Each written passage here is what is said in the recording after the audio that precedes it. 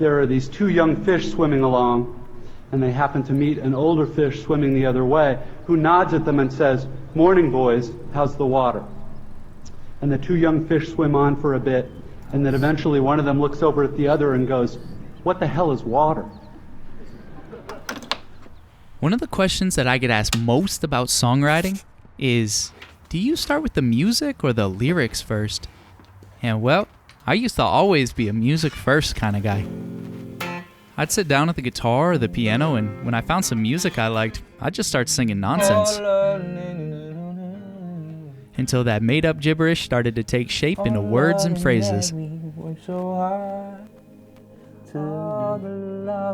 And sometimes there would be a feeling, an idea that would present itself to me there, and if a clear and well-fitting lyric came through, well then I'd have a seed that I could begin to water.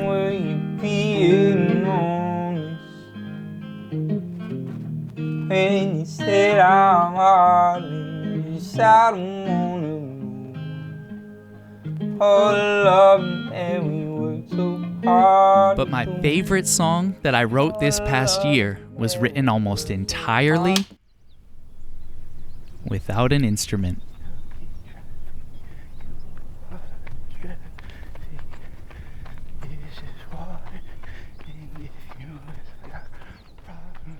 In an interview on the podcast Song Exploder, Ruben Nielsen of the band Unknown Mortal Orchestra describes writing his hit song Multi-Love like this.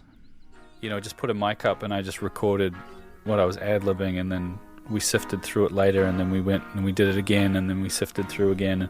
Because I found that the longer he played the chord progression over and over again, the more I would sing the same thing, the strongest melody would stick.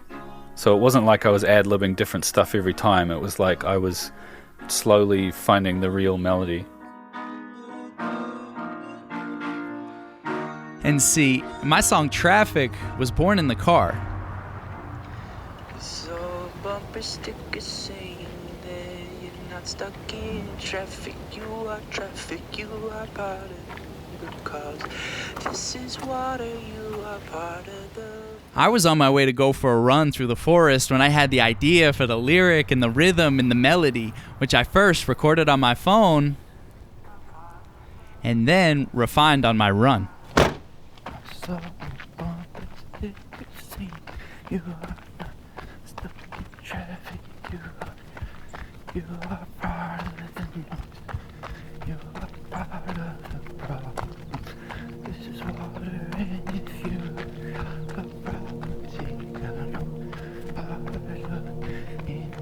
And without an instrument, I didn't feel like the guitar was steering the ship. I didn't feel like I was beholden to chord progressions or musical choices. I just felt that as I sang through this idea over and over, that the strongest melody began to stick.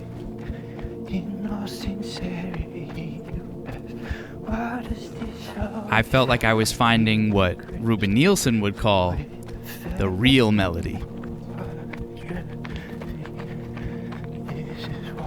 And so, Traffic was born.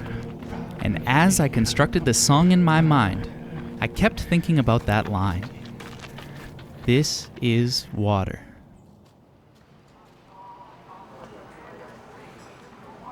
In his now famous commencement address, author David Foster Wallace reads the line from an old proverb designed to illustrate, as he puts it, The most obvious, important realities are often the ones that are hardest to see and talk about. And at first, This is Water came to signify to me celebrating the mundane, banal realities of everyday life.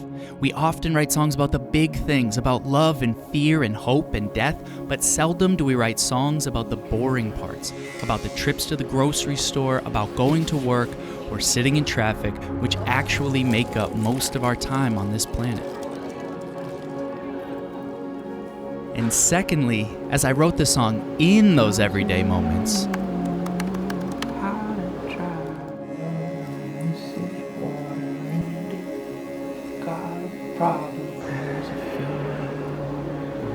This is Water came to signify to me that creativity is not something brought about by the instrument.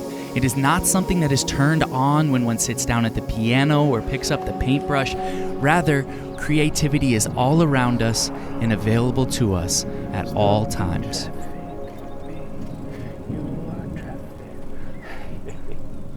And so, only when the song was nearing completion did I pick up the guitar to set it to music.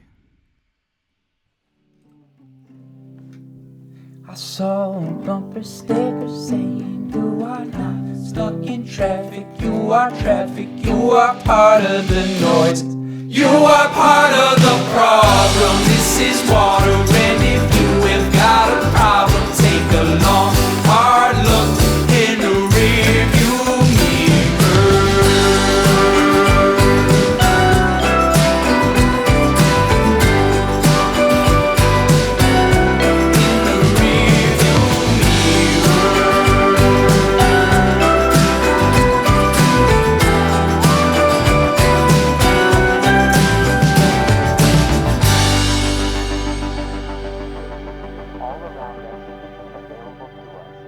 all